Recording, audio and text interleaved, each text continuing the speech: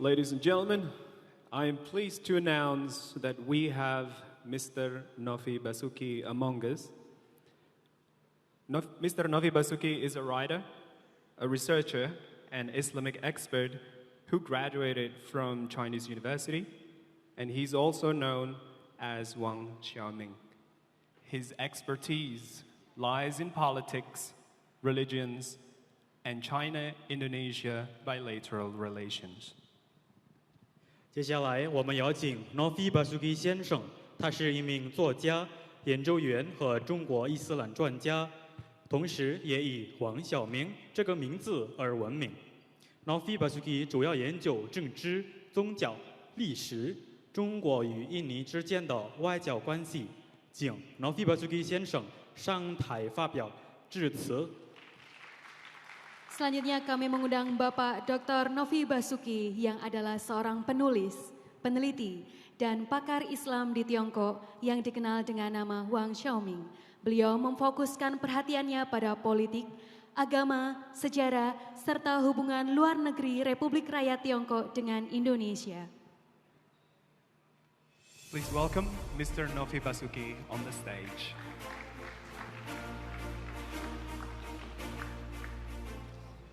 尊敬的马中大学校长，可以翻译成印尼语吗？尊敬的马郎士副市长，尊敬的马中大学基金会的相关领导，尊敬的马中大学创始人，尊敬的马中大学的各位前校长，尊敬的各位嘉宾、女士们、先生们，大家晚上好。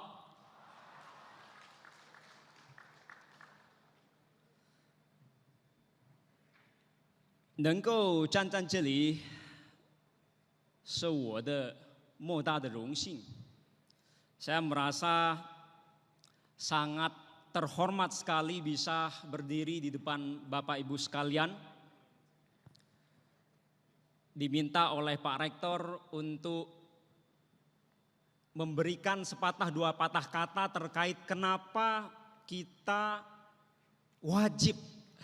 Kalau saya boleh menggunakan istilah Islam untuk belajar bahasa Mandarin. 因为刚才我们的校长用了一个成语，也就是我们学校的校训呢，饮水思源。所以我今天晚上请容许我也引用中国的成语，先开始我的演讲，也就是中国的。 有一句成语叫做“不顾雷门”。Karena barusan Bapak Rektor menggunakan satu pepatah dalam bahasa Mandarin yang dijadikan sebagai visi misi dari kampus Majung ini, yang artinya ketika minum air harus ingat sumbernya, atau dalam istilah bahasa Mandarinnya disebut sebagai yin shui si yuan. Maka saya mohon izin untuk juga ingin mengutip satu pepatah bahasa Mandarin yang bunyinya Puku Leimen. Konon dalam sejarah Tiongkok klasik, dulu di daerah Zhejiang, Zhejiang ini adalah tempatnya Alibaba. Itu ada suatu gerbang yang sangat besar, di mana di depan gerbangnya ada genderang yang ketika ditabuh nyarinya itu sampai ke kota-kota lain yang bahkan jauh dari kota tersebut. Tapi pada suatu hari tiba-tiba ada satu orang yang datang ke depan gerbang itu membawa genderang, tapi genderangnya ini terbuat dari kain, bukan terbuat dari kulit lembu, dan ingin menabuh di depan gerbang itu, dan ternyata karena terbuat dari kain tidak bisa berbunyi senyaring dengan genderang yang ada di depan pintu gerbang itu. Ini kemudian diartikan sebagai orang yang tidak tahu diri menyampaikan hal-hal di depan para ahli. Nah, orang yang membawa genderang yang terbuat dari kain itu adalah saya pada malam hari ini. Karena saya harus berbicara di depan para Bapak Ibu sekalian mengenai pentingnya kenapa kita harus belajar bahasa Mandarin. 为什么我们要学汉语？第一个原因呢，因为中国是一个发展速度很快的一个国家。Karena alasan pertama adalah karena Tiongkok saat ini adalah negara dengan pertumbuhan yang sangat cepat di dunia ini. Kalau bukan yang tercepat. Kita mungkin bisa mengutip sejarah sekilas. Tiongkok baru merdeka pada tahun 49, Indonesia merdeka tahun 45. Tiongkok adalah adiknya Indonesia dari segi usia. 49 sampai 78 Tiongkok masih jauh lebih miskin dibandingkan dengan Indonesia. Tapi Bapak Ibu sekalian, setelah 78 diejawantahkan apa yang disebut sebagai kebijakan Kaige Kaifang, reformasi dan keterbukaan dalam waktu hanya sekitar 40 tahun, Tiongkok sudah menjadi negara yang bisa sanggup membikin ketar-ketir Amerika. Sementara Indonesia dari 45 sampai tahun 2023 ini GDP kita paling gampang kalau untuk mengukur suatu kekuatan ekonomi masih bertengger di angka ribuan US dollar. Sementara Tiongkok sudah belasan ribu US dollar. Ini suatu hal yang luar biasa yang mesti bisa menyemangati kita. Kenapa kita wajib belajar bahasa Mandarin? Karena kita tidak boleh ketinggalan akan laju perekonomian Tiongkok yang luar biasa cepat ini. Itu alasan yang pertama. Alasan yang kedua adalah因为中国是世界上人口最多的国家，而华人遍布在世界各地。Karena penduduk Tiongkok saat ini adalah penduduk paling banyak di dunia dan orang-orang Tionghoa menyebar di mana-mana. Bayangkan masyarakat Tiongkok sekarang jumlahnya 1,4 miliar. Tentu ada suatu data yang menyebutkan bahwa secara demografi masyarakat Tiongkok jumlahnya akan disalip oleh India. Tapi secara kekuatan ekonomi India dengan Tiongkok masih mempunyai jarak yang luar biasa. Mungkin bisa dikatakan bagaikan langit dan sumur saat ini. Dan orang-orang Tionghoa menyebar di mana-mana. Bayangkan Bapak Ibu sekalian, kalau kita bisa berbicara dengan bahasa Mandarin, kita sudah bisa berbicara dengan 1,4 miliar orang yang ada di dunia ini. Ditambah dengan orang-orang Tionghoa yang berada di mana-mana. Ini adalah suatu hal yang luar biasa yang menurut saya tidak bisa kita lewatkan. 第三个原因，因为说实话，尤其是在印尼，反华市场还是非常大.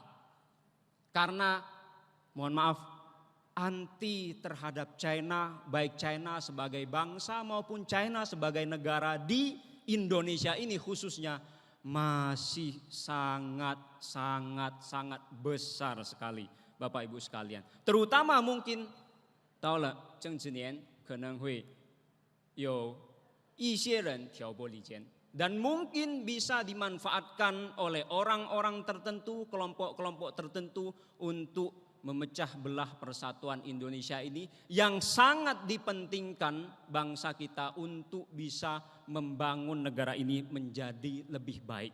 为什么我们可以问印尼人他有很大的反华市场呢? Kita mungkin bisa bertanya, kenapa di Indonesia ini masih besar sekali pasar anti terhadap China, baik China sebagai negara maupun China sebagai bangsa. Izinkan saya untuk mengutip satu pepatah bahasa Arab, Bapak Ibu sekalian. Ada satu pepatah bahasa Arab yang mengatakan, Man arafa lugata qaumin salama min makrihim. Siapa yang bisa memahami bahasa suatu kaum, bahasa suatu bangsa, maka dia akan selamat dari tipu daya. Mungkin anti China di Indonesia ini masih disebabkan karena kita belum bisa mengenal Tiongkok dan Tionghoa dengan lebih baik karena kita belum bisa menguasai bahasanya. Sehingga saya rasa Konfusius punya satu perkataan yang sangat bagus di dalam kitabnya yang namanya 论语. Konfusius bilang begini, 以文会友，以友辅人.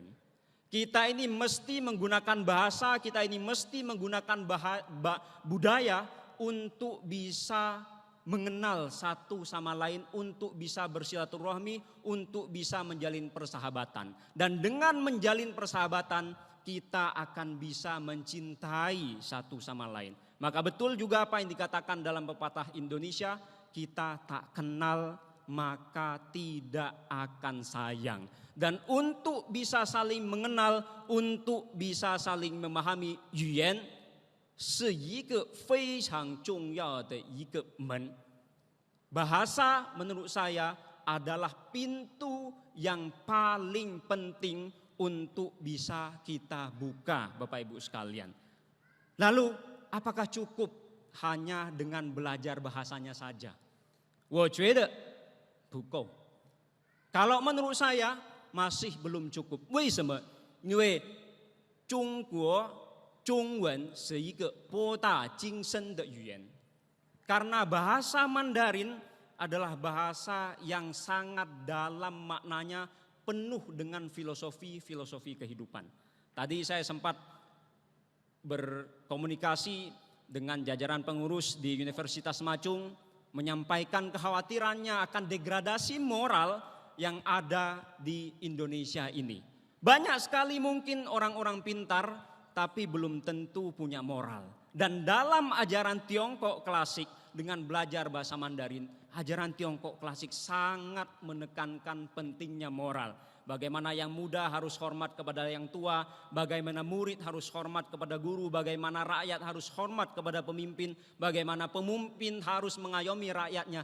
Itu diajarkan dengan sangat detail sekali dalam filosofi khususnya filosofi Tiongkok klasik. Dan dengan belajar bahasa Mandarin, otomatis kita menurut saya supaya lebih afdol, kita mesti belajar bahasanya sekaligus. Itu paling tidak mengapa kita harus belajar bahasa Mandarin dalam kesempatan ini. Bapak Ibu sekalian, di Tiongkok sana saya pada tahun 2019 yang lalu sempat mendirikan jurusan bahasa Indonesia di salah satu kampus di Tiongkok, dan sekarang sudah menjamur jurusan-jurusan bahasa Indonesia yang dibuka di kampus-kampus di Tiongkok, baik di Beijing, di Shanghai, di Guangzhou, dan tempat-tempat lainnya. Bayangkan Bapak Ibu sekalian, orang Tiongkok sekarang dipersiapkan diri oleh pemerintahnya untuk bisa mengenal lebih dalam tentang Indonesia. Masa kita sebagai negara yang hanya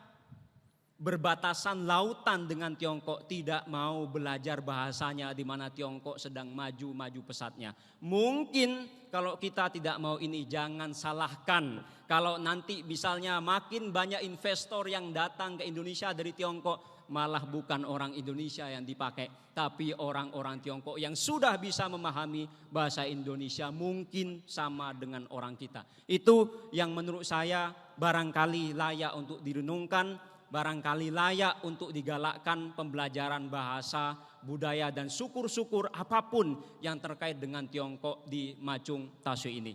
Saya kira itu saja yang bisa saya sampaikan Bapak Ibu sekalian. Tentu 很多问题很多错误，请大家请各位请多多包涵，谢谢大家。Assalamualaikum warahmatullahi wabarakatuh。